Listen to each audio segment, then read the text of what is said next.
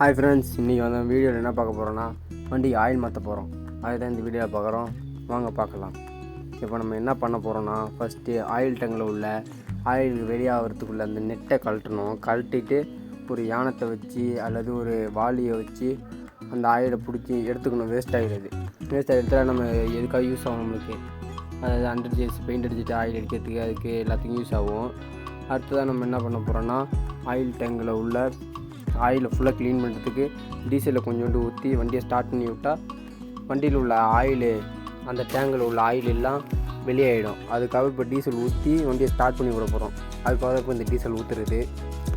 அப்போ அந்த oil tank, engine oil டேங்கெல்லாம் கொஞ்சம் ஓரளவு கிளியர் ஆகும். அங்கங்கே இருக்க டீசல் ஆயிலெலாம் கொஞ்சம் க்ளீன் ஆகி வரும். அதுக்காக தான் டீசல் ஊற்றி ஸ்டார்ட் பண்ணுறது வண்டியை.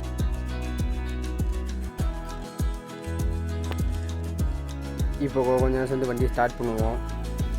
ஸ்டார்ட் பண்ணால் தான் அந்த ஸ்டார்டிங்கில் இந்த டீசல் கொஞ்சம் இதாகி நம்மளுக்கு அந்த ஆயிலெலாம் வெளியாகும். அதனால் ஸ்டார்ட் பண்ணிவிட்டு மறுபடியும் கொஞ்சம் நேரம் சேர்ந்து ஆஃப் பண்ணிவிட்டு மறுபடியும் அந்த ஆயில் டேங்க் வழியாக டீசலை வெளியாக்கிட வேண்டியது.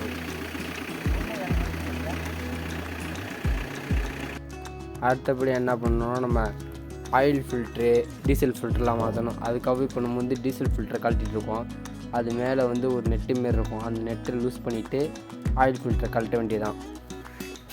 அதை போல் இந்த அடியில் இருக்க கப்பை டைட் பண்ணுறப்ப கொஞ்சம் லெவலாக தான் டைட்டுக்கணும். ஓவர் டைட் வச்சா அது தெரிச்சுன்னா உடஞ்சிரும். நான் டீசல் ஃபில்டரை கழட்டிட்டா இந்தமாரி டீசல் வரும். அதுலேருந்து வரவும் செய்யும். என்ன ஆனாலும் அது வந்து டீசல் கொஞ்சம் லீக்காக தான் செய்யும். அதில் வர ஓஸ் ஒன்று பிடுங்கி விட்டாலும் அது வந்து டீசல் வெளியாக தான் செய்யும் இந்தமாரி. அதனால் நம்ம இதை பிடிச்சி வச்சுக்கலாம். இது கன்ஃபியூஸ் ஆகும். அதனால் கொஞ்சம் இதை பிடிச்சி வைக்கிறோம். இப்போ பார்த்திங்கன்னா ஆயில் ஊற்ற ஆரம்பித்தாச்சு. நம்ம வந்து எப்போதும் டாட்டா பிராண்டில் தான் வாங்குறது ஆயிலு. அதை ஊற்றிட்டுருக்கோம் 5 லிட்டர் ஆயிலு.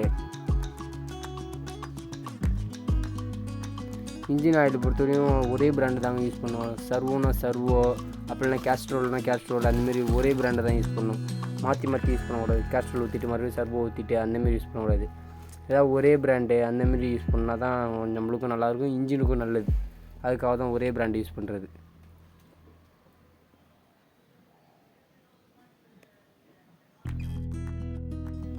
ஓகே ஃப்ரெண்ட்ஸ், இன்றைக்கி என்னால் முடிஞ்சது இந்த வீடியோ தான். ஆயில் மாத்திரம் தான் வீடியோ போட முடிஞ்சுது. இதேமாரி நம்ம அடுத்த வீடியோவில் பார்ப்போம். Ta-ta, by.